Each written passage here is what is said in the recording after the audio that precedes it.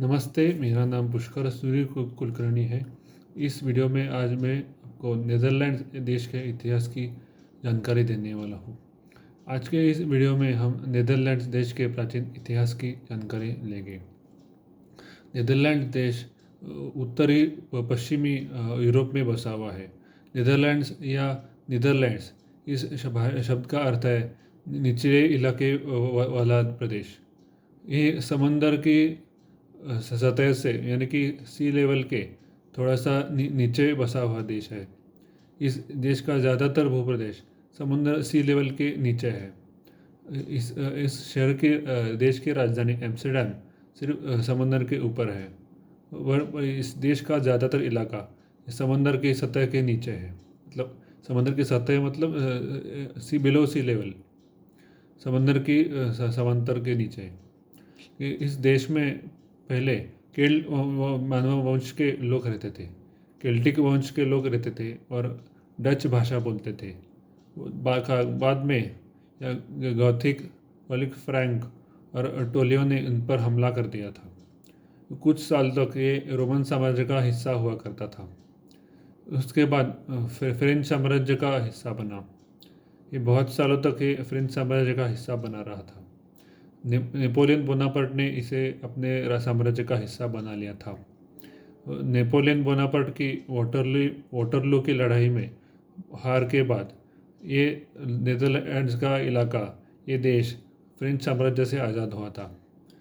आज़ादी के लिए नीदरलैंड्स के लोगों ने बहुत लंबी लड़ाई लड़ी थी।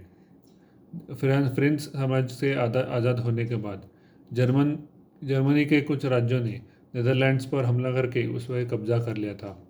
नीदरलैंड्स के लोगों ने फिर से एक बार उनसे आज़ादी की लड़ाई लड़ना शुरू कर दिया था। ईस्वी सन 1815 की वियना कॉन्फ्रेंस के बाद जर्मन राज्यों का अधिकार नीदरलैंड्स से ख़त्म हुआ।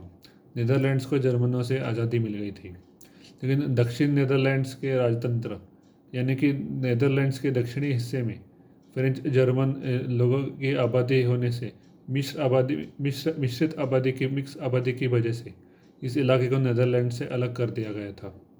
ये दक्षिणी नीदरलैंड्स के राजतंत्र का इलाका बेल्जियम के नाम से जाना जाने लगा। यह देश आज बेल्जियम के नाम से जाना जाता है। नीदरलैंड्स का प्राचीन इतिहास ऐसा ही है। औद्योगिक क्रांति के बाद नीदरलैंड्स ने जगह जगह पर अपने समंदर के एक्सपेडिशन भेजना शुरू कर दिया था। नीदरलैंड्स ने जगह जगह पर अपने उपनिवेश बनाने शुरू किए थे। एशिया में इंडोनेशिया और दक्षिणी अमेरिका में सूरीनाम, ये इंडोनेशिया और सूरीनाम ये डच लोगों के उपनिवेश थे। नीदरलैंड्स का उन पर अधिकार था। द्वितीय विश्व युद्ध के दौरान नाजी जर्मनी ने नीदरलैंड्स पर कब्जा कर लिया था और नीदरलैंड्स की सरकार ने लंदन में राजस्व लिया था। वो लंदन से अपनी सरकार चला रही थी। द्वितीय विश्व युद्ध के में जर्मनी की हार के बाद जर्मनों से का कब्जा नीदरलैंड से छुड़ाया गया था। नीदरलैंड्स फिर से आज़ाद हो गया था। नीदरलैंड्स द्वितीय विश्व युद्ध के बाद धीरे धीरे सारे यूरोपियन देशों के उपनिवेशकों को उनसे आज़ादी मिल रही थी। सारी उपनिवेश यानी कि सारी कॉलोनियाँ उनसे यूरोपियन देशों से आज़ाद हो रही थी। इस तरह 1960-70 के दशक में इंडोनेशिया और सूरीनाम को आज़ादी मिल गई थी। इंडोनेशिया को डचों से आज़ादी द्वितीय विश्व युद्ध के दौरान ही मिल गई थी। जापान ने इंडोनेशिया पर हमला करके उसे डचों से आज़ाद करा दिया था और अपना नियंत्रण उस पर प्रस्तावित कर लिया था। वहाँ के आज़ादी के लड़ाई के सेनानी डॉक्टर सुकार्नो को राष्ट्रपति नियुक्त कर दिया था। वो जापानी सरकार के नियंत्रण में काम करते थे। वो जापानी सरकार के पपेट थे।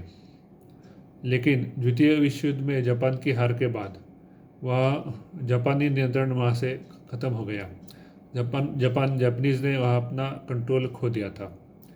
इसके बाद डचों ने फिर से इंडोनेशिया को फिर से हासिल करने की कोशिश की। वहाँ पर फिर से इंडोनेशियन लोगों ने इसका विरोध किया था और फिर से डचों के साथ लड़ाई उनकी शुरू हो गई। लेकिन अंतर्राष्ट्रीय दबाव की वजह से डचों को इंडोनेशिया को आज़ादी देनी पड़ी थी। डचों ने इंडोनेशिया के इंडिपेंडेंस को रिकॉग्नाइज किया और इंडोनेशिया को आज़ाद कर दिया। उसके बाद सूरीनाम भी आज़ाद हो गया। अलग अलग अफ्रीकी देशों में जो डचों के उपनिवेश थे उनको भी आज़ादी मिल गई। मेरा वीडियो आपको अच्छा लगेगा तो लाइक करें या शेयर करें या सब्सक्राइब करें। धन्यवाद।